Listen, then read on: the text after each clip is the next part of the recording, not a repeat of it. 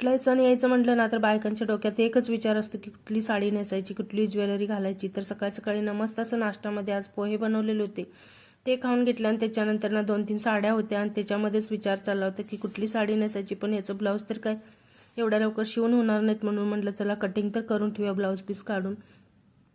तिन्हीचे blouse piece काढून घेतले. आणि दुपारच्या जेवणामध्ये पण ना मी आणि तनिषेच होतं, कारण तनिषच्या पप्पांचा उपवास होता, त्यामुळे मग आलू मटरचा पराठाच बनवून घेतलेला होता.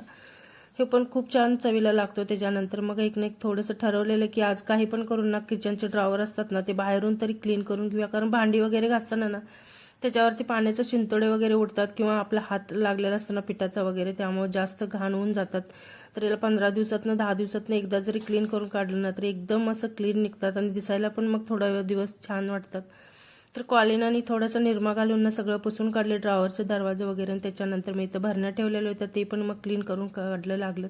संध्याकाळच्या वेळेला ना मस्त असं चकुल्या खायची इच्छा झालेली, म्हणून इथं मस्त असं गरमागरम चकुल्या बनवलेल्या. थंडी पण अशी पण खूप पडलेली होती, तर एकदम छान असं चवीला पण झालेल्या होत्या. तर कसा वाटला माझा छोटासा मिनी ब्लॉग, आवडला असेल तर लाईक शेअर सबस्क्राईब करा.